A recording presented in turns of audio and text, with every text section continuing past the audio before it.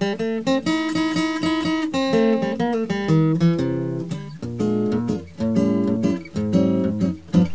amis, bienvenue dans cette nouvelle et dernière vidéo de cette série, consacrée cette fois au billard artistique.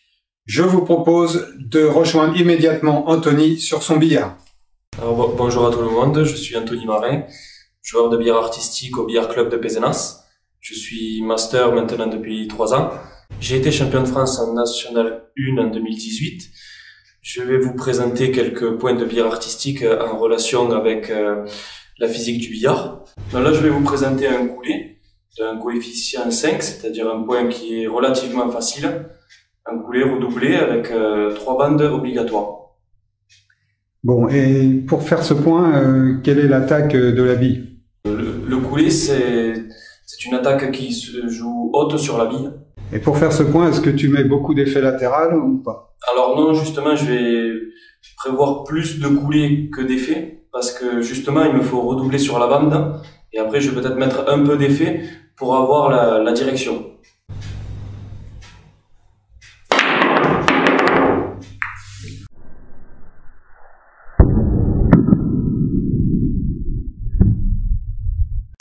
Alors, ce point, c'est un coulé rétro. La bille du joueur touche la jaune, va sauter par-dessus l'obstacle, revient à la petite bande et le carambolage.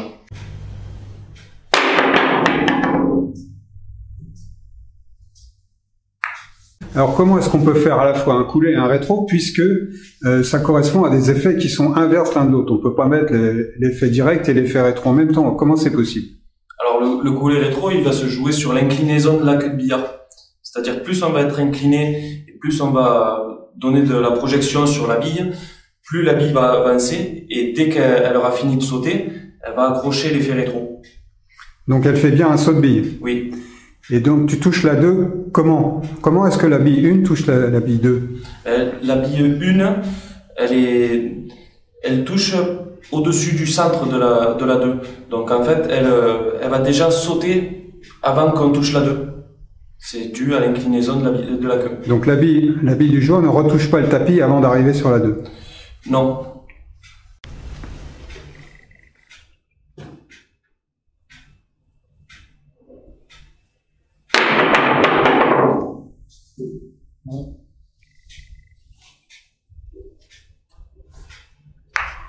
Tu viens d'exécuter un coulé avec saut de bille. Alors pourquoi faire sauter la bille déjà? Parce qu'en fait, j'ai les billes devant moi, ça devient un obstacle.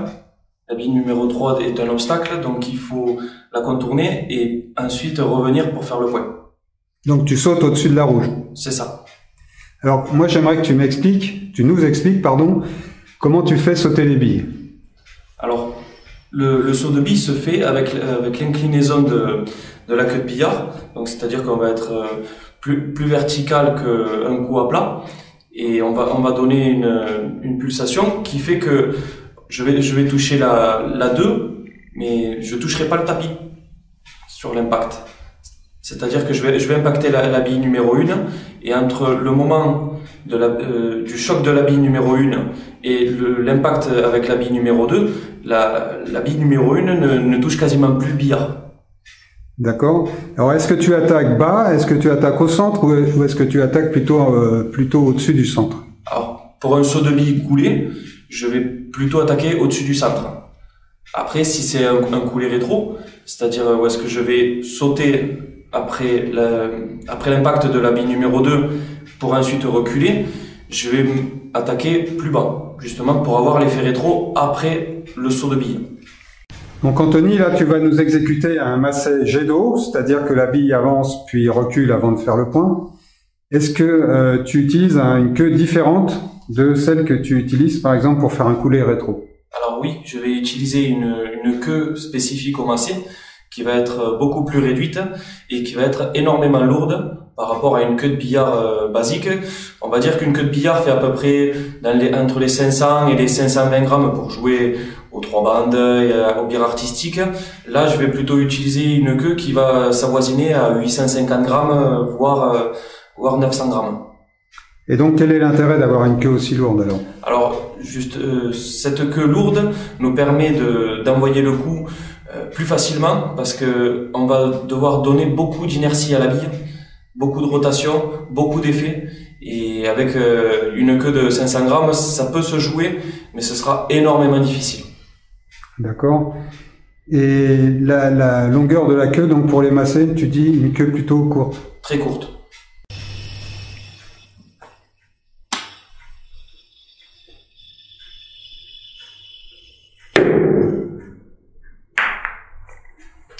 Tu vas nous proposer maintenant un massé très difficile, si j'ai bien compris. Oui, je vais vous présenter un massé qui vaut 10 points. C'est les figures les plus dures du billard artistique. Donc le massé suivant, c'est la figure numéro 88 du parcours. Et ce massé se joue sur le tiers de billard. Et en fait, on va doubler le tiers de billard. D'accord. Alors, pour réaliser ce point, pourquoi d'abord est-ce qu'il est si difficile? Parce qu'en fait, ce point va se jouer sur très peu de distance dans le billard. Car en fait, je vais jouer une figure qui est relativement longue au niveau parcours de la bille sur très peu d'espace. Avec beaucoup de rotation transversale de la une. Et moi, je vais devoir donner un coup qui est relativement puissant.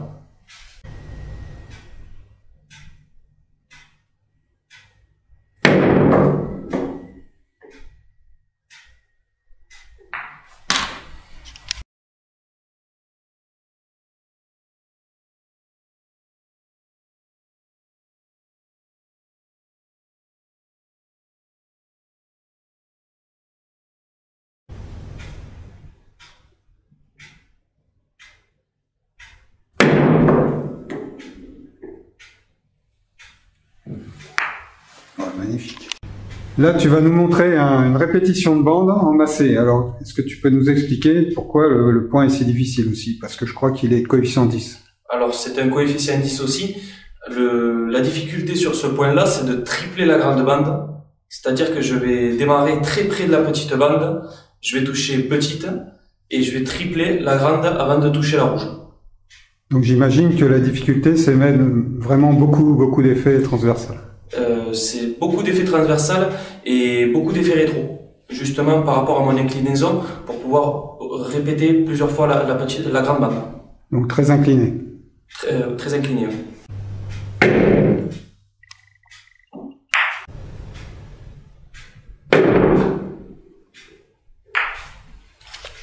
Donc là, tu vas nous proposer un fouetté rétro. Alors, quel est le problème du fouetté d'abord? Pourquoi on appelle ça un fouetté et dans quelles conditions ça se joue? Un fouetté va se jouer avec des billes qui sont très proches, c'est-à-dire le maximum toléré, c'est 5 mm entre la bille numéro 1 et la bille numéro 2. Et nous allons jouer aussi avec un matériel qui est totalement différent d'un joueur de billard carambole, c'est-à-dire que un joueur de billard carambole cherche la densité dans ses flèches, plus ou moins dense, et sur ces coups-là, on va jouer plutôt avec du matériel qui est très souple, justement pour provoquer le fouetté et pour éviter de faire une charrette. Alors comment ça se passe le fouetté? Moi j'ai jamais compris comment on pouvait faire des rétros aussi spectaculaires en étant aussi près de la bille. Alors c'est une appréhension que les joueurs de billard carambole doivent s'enlever, c'est un fouetté rétro se fait assez facilement justement parce qu'on est près de la bille et avec le matériel qu'on a, ça nous permet de pouvoir envoyer sans faire de charrette. Mais pourquoi ce matériel permet ça alors? Parce en fait c'est la souplesse que l'on va avoir dans le bois et la souplesse qu'on aura dans le procédé. Donc l'ensemble est très souple, voire même mou, on peut dire, et ça nous permet de pas enfoncer la une dans la deux. Est-ce que tu mets de l'effet latéral obligatoirement ou pas? Alors oui, je mets beaucoup d'effets latéral et beaucoup d'effets rétro. Et donc sur le choc, la queue, j'imagine, est déportée. Voilà, la queue est déportée. Si on prenait la vidéo au ralenti, on verrait ma flèche qui se plierait totalement.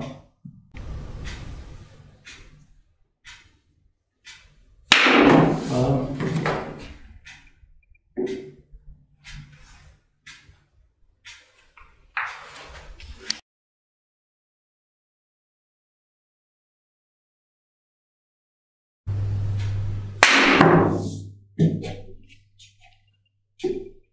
On va voir maintenant un fouetté coulé. Alors, quelle est la différence entre un fouetté coulé et un fouetté rétro? Alors un fouetté coulé ou un fouetté rétro, ça va se jouer sur la hauteur d'attaque, comme n'importe quel point de point de billard. Si on joue en haut, c'est du coulé, si on joue en bas, c'est du rétro. Donc ensuite, le fouetté, c'est par rapport à la position, comme on avait expliqué tout à l'heure. D'accord. Alors là, tu attaques donc très haut. Oui. Peu d'effet latéral, si j'ai bien vu. J'ai quand même un peu de l'effet latéral, justement pour pouvoir revenir ensuite sur le point. C'est-à-dire que quand on touche la deuxième bande, il faut qu'il y ait de l'effet pour revenir. Il faut avoir de l'effet pour revenir, oui.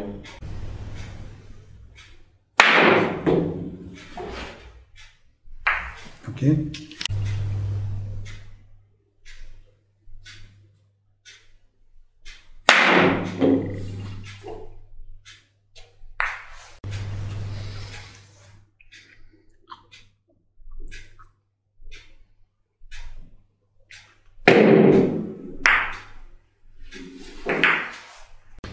Donc là, Anthony, on vient de voir un piqué rétro, c'est ça? C'est ça. C'est-à-dire que tu mets beaucoup d'effets rétro. C'est ça. Et pas beaucoup d'effet latéral, voire pas du tout, justement pour privilégier l'effet rétro pour pouvoir reculer énormément ensuite. D'accord.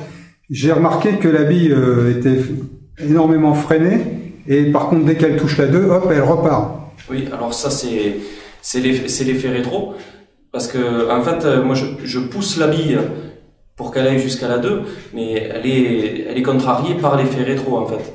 Et dès qu'elle a touché son obstacle, tout l'effet va repartir et... Cet effet rétro devient un effet coulé en fait. Tout à fait.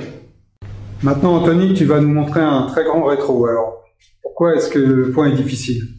Alors le point est difficile parce que il faut toucher une certaine quantité pour avoir du rétro et ensuite de la vitesse pour pouvoir faire les 3 voire 4 bandes du parcours.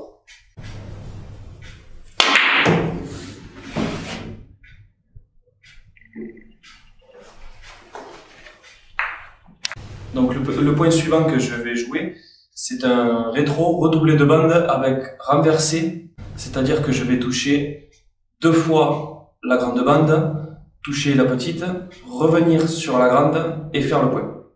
Le coup à plat, sur cette position, on ne peut pas être totalement à plat parce qu'on va avoir la bande qui nous gêne, donc on va avoir une certaine inclinaison qui va nous permettre de pouvoir rétrograder plus facilement et de redoubler plus facilement la bande.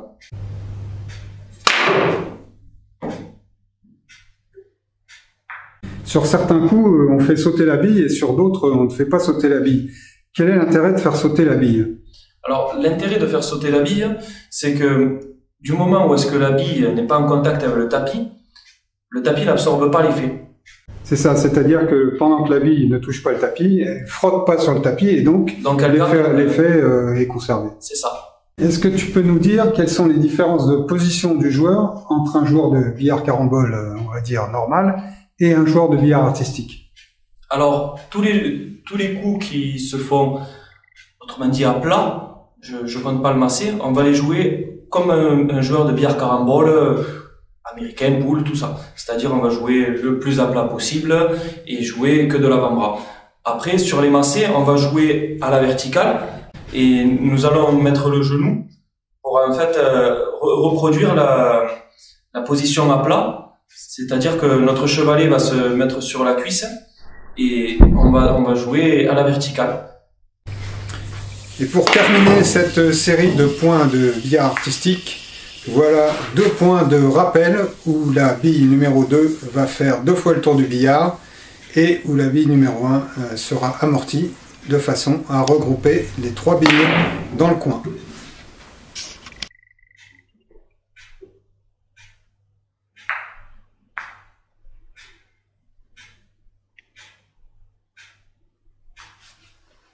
Et bien voilà, c'est terminé pour cette série de vidéos consacrée à la physique du billard.